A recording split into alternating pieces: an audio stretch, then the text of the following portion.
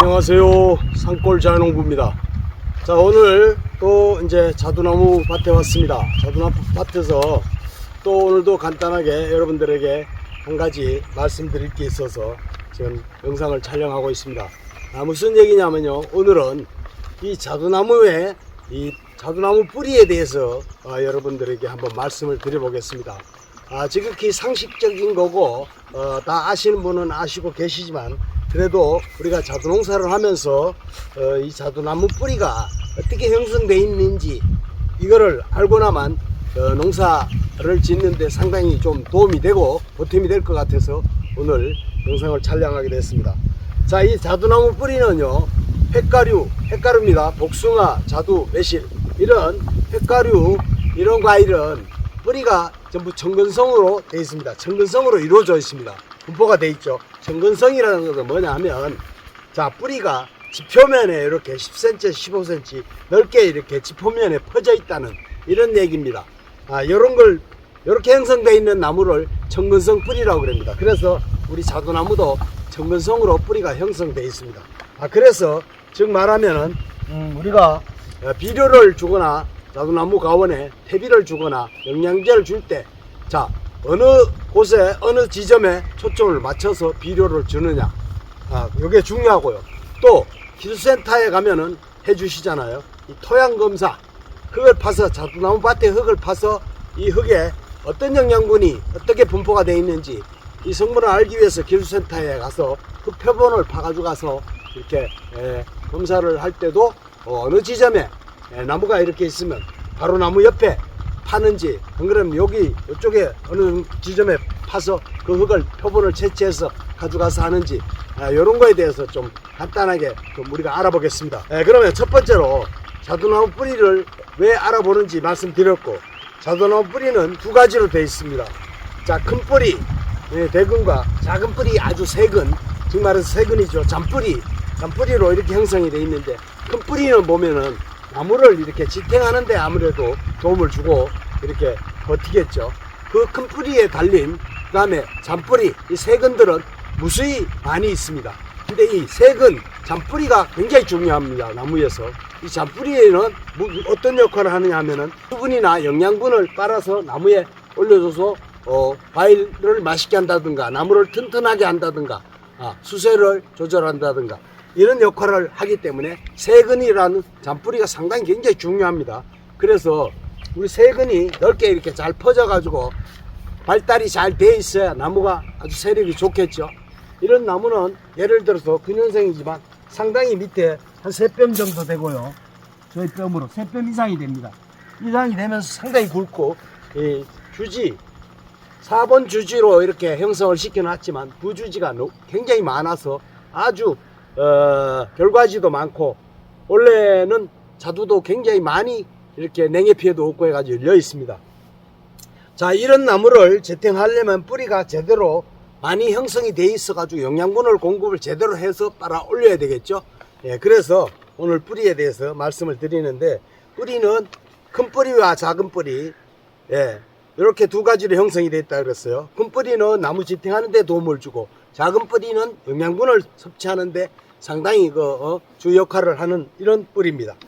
그리고 그 다음에 우리가 퇴비나 비료를 그래서 뿌릴 때 어느 지점에 이 나무가 이렇게 본대가 여기에 있고요, 그 다음에 부주지가 있으면 이렇게 해가지고 저 상단부까지 이렇게 자랐어요. 그러면 여기까지 왔지 않습니까? 이게 저희가 이게 자두 골이 7m입니다. 7m인데도 불구하고 이쪽 나무, 자두나무하고 이 나무하고 다입니다. 해마다 제가 이 상단부 전지를 할 때 여기를 한 50cm 이상 이렇게 두고 전지를 합니다. 그래야 상단부도 공기가 잘 들어가고 햇볕이 잘 들어가고 약도 잘 들어가고, 이렇게 세 가지가 자두나무에는 잘 들어가야 자두나무를 잘 키울 수가 있고 병균을 피할 수 있고, 방제할 때, 농약 방제를 할 때 병균을 효과적으로 잡을 수가 있습니다. 병을. 그래서 이 자두나무는 예를 들어서 비료나 퇴비를 줄 때 어느 부위에 뿌려야 되느냐, 그러면 이제 1년생이나 2년생 금방 심은 나무는 물론 바로 주변에 이렇게 가까이 예, 한 30cm에서 50cm 띄우고 이렇게 다 비료나 이렇게 조금씩 주면 되겠죠. 그런데 이렇게 큰 나무는요, 바로 옆에 여기다가 지금 말해서 뿌릴 필요가 없습니다. 이 정도 넓이에서 이렇게 뿌리면은 됩니다. 그래서 전체적으로 여기 이쪽 나무도 다였고 이쪽 나무도 다였고 이렇게 같이 합쳐져 있기 때문에 거의 7m, 골이 7m라도, 골간 간격이 7m라도 비료를 뿌릴 때요, 그냥 넓게 분포해서 이렇게, 예, 뿌려주면 좋겠죠. 이 밭에 전체 이렇게, 여기 저희는 잔디가 심어져 있지만 전체적으로 이렇게 뿌려주면 상당히 좋습니다. 이 세근들이 여기까지 다 나와 있기 때문에, 큰 뿌리들이, 나무가 워낙 크기 때문에 뿌리가 여기까지 다 나와 있습니다. 이렇게, 예, 이 주변에 다 이렇게 뿌리가 나와 있다고 생각하고 그렇게 비료나 퇴비를 뿌려주면 상당히 좋습니다. 그리고 기술센터에서 토양 검사를 할 때도 표본을 어느 부분을 나무가 있으면 이렇게 어느 부분을 채취해 가지고 오라 그러냐면요, 바로 밑에 여기를 채취할 것인가, 중간에 여기를 할 것인가, 세 번째 마지막 끝부분, 가지 끝부분 여기를 채취할 것인가. 기술센터에서는 여기 가지 끝부분에 이 지점에 흙을 채취해 오라 그럽니다. 왜 그러냐면 나무 뿌리들이 이 끝부분까지 와 있어요. 그렇기 때문에 여기 제일 중요하다는 거예요. 이 잔뿌리 있는데 흙이 굉장히 중요하다는 거예요. 그래서 여러분들도 아시겠지만은, 기본적인 상식적으로 모든 나무 크기만큼 뿌리가 나가 있다, 이런 얘기는 많이 들어보셨을 겁니다. 그래서 나무는 이렇게 큰 만큼 그만큼 뿌리가 둘레도 많이 크게 이렇게 형성이 되어 있습니다. 여러분들도 아시겠지만은 다 위와 밑이 1대1 이런 어떤 기준으로 분포가 되어 있습니다. 나무는 항상 위가 이렇게 크면은 밑도 뿌리도 그만큼 크다, 이런 얘기겠죠. 예, 그런 얘기는 언제쯤 한번 다 들어보셨을 거예요, 여러분들이. 그래서 기본적으로 우리가 자두농사를 지시려면 항상 이 비료나 퇴비나 영양제를 이 큰 나무만큼 어느 부위에 줘야 될 것인가, 이런 거를 알고 농사를 지으시면 상당히 좋습니다. 텃밭 농사 하시는 분들도 그래서 나무를 너무 다닥다닥, 이제 땅이 좁잖아요. 예, 땅이 좁기 때문에 좁은 면적에다가 나무를, 과일 나무를 여러 나무를 심어서 자두나무도 심고 복숭아 나무도 심고 매실도 심고 사과도 심고 뭐 이런 식으로 여러 나무를 심어서 내가 이것도 먹어보고 싶고 저 과일도 따먹어보고 싶고, 대추도 따먹고 싶고 감나무도 심고 싶고, 이 과일 나무는 무진장 많잖아요. 포도나무도 있고. 그러니까 그걸 전부 다 심어서 따먹어야 될 어떤 이런 사람의 욕심 때문에 좁게 심는 거예요. 자꾸 좁게 심으면은 그만큼 안 좋다는 겁니다. 왜냐하면 뿌리도 다이고 겹치고 위에도 겹치고, 나무가 많이 이제 수세가 다 틀립니다. 나무 종류마다, 과일 종류마다 수세가 다 틀려요.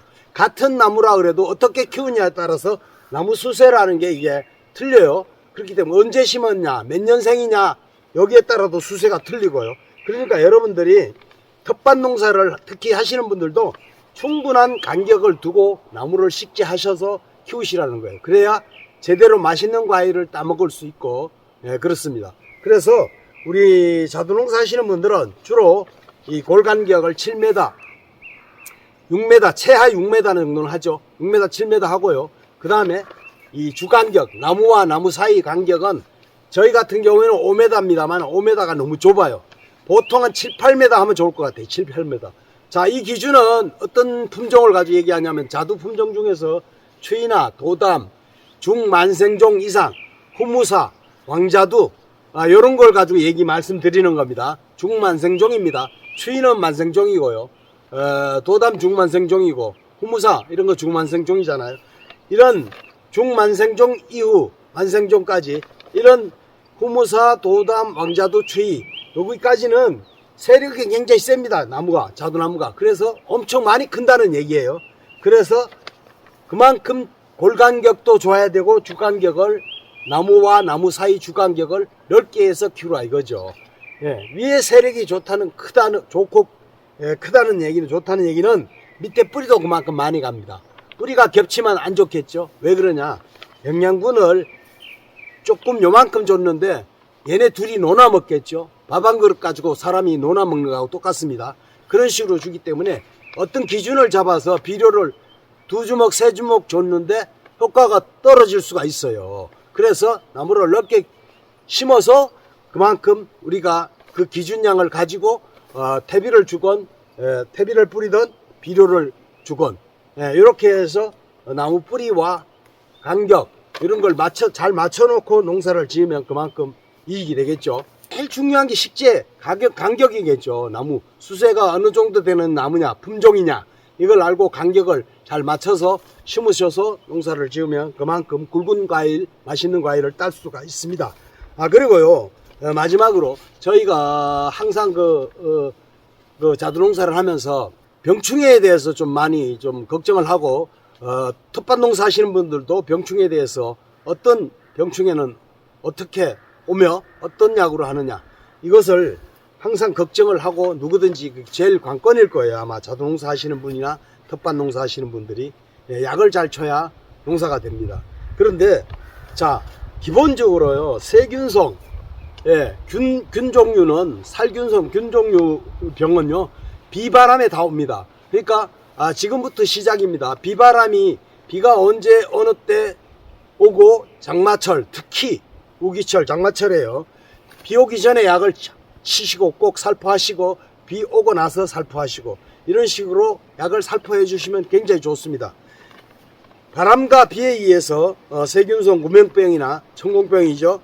탄저병이나 뭐 이런 아까 얘기했던 잉크병 잉크병이라 그러기도 하죠. 세균성 병을 그 잉크병도 바람과 비에 의해서 많이 옵니다. 여름에 되면 그래서 그런 거를 잘 맞춰서 그 비 오고 끝날 때 오기 시작할 때하고 끝날 때 이럴 때 맞춰서 살균제하고 살충제를 잘 맞춰서 그렇게 방제를 하시면 되고요. 그 다음에 텃밭 하시는 분들이나 자두농사 하시는 분들 자꾸 약에 대해서 문의를 많이 언제 어느 때 무슨 약을 어떻게 칩니까 이렇게 많이 문의를 하시는데요. 제 유튜브 채널에 보면요 거기에 이렇게 보면 커뮤니티라고 있어요. 커뮤니티 그 커뮤니티에 들어가시면 자두약에 대해서 언제 어느 때 무슨 약을 치는지 다 올려져 있습니다. 그런데 1차부터 동계방제약도 있고 1차부터 10차까지 다 있습니다. 그런데 이 약이란 것은 농약은요 지역마다 틀릴 수가 있습니다. 왜 그러냐 농사를 어느 지역에는 자두가 주 농사고 어느 지역에는 뭐 고추가 주 농사고 수박이 주 농사고 이런 것처럼 다 틀려요. 어느 지역에 가면 벼농사만 하고 이런 우리나라 그 지방 지역마다 농사를 주력적으로 농사를 하는 게 틀립니다. 다. 그래서 농협마다 농약을 팔아도 주력적인 자기 지방에 맞는 필요한 농약, 팔리는 농약 이런 거를 팔게 돼 있어요. 우리 일반 장사들도 마찬가지겠지만은요. 어떤 농약을 그쪽에는 안 팔 수가 있어요. 자, 예를 들어서 이렇습니다. 살충제가 무슨 약, 품종의 살충제가 제가 이걸 자두나무에 언제 뿌려야 됩니다. 살포해야 됩니다. 이렇게 올려져 있더라도요. 그 이름을 가지고 굳이 찾으시려 그러지 말고 품명을 가지고 찾으시려 그러지 말고 성분만 보시면 됩니다. 성분이 타 지역이라도 다른 지역이라도 성분이 같은 약을 살포를 해주시면 된다는 얘기예요. 예를 들어서 살충제 그러면 뭐 나방약인데 나방약이 무슨 나방약이 나방약마다 다 틀리거든요. 순나방약 그 다음에 뭐 노린재약 다 틀려요. 진딧물약 살충제라도 다 틀려요. 이렇게 그러면은 응애약 이런 게 다 틀립니다. 그래서 그런 예를 들어서 응애약이면 응애약만 찾으시면 되고 순나방약이면 순나방약을 찾으시면 되고 이름이 틀려도 상관이 없어요.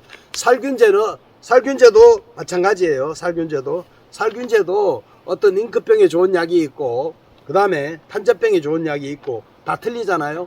그래서 세균성 구멍병에 좋은 약도 있고 세균성 전문이병에 좋은 약이 있고 다 틀려요. 그러니까 이런 성분만 보시고 약을 사시면 된다는 거예요. 약 이름은 중요하지가 않습니다.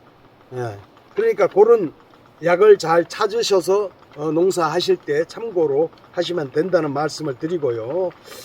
오늘은 여러분 자두 뿌리에 대해서 간단한 상식적인 얘기지만은 어떻게 분포가 돼 있고 뿌리를 봐서 생각해서 어디에다가 어느 지점에다가 비료나 대비를 뿌리면 좋은지 그 다음에 토양 검사를 할 때 그 흙 표본을 어느 지점에 파서 표본을 채취하면 좋은지 이런 말씀과 마지막에는 농약, 살균제나 살충제에 대한 간단한 상식을 오늘 참고적으로 말씀을 드려봤습니다.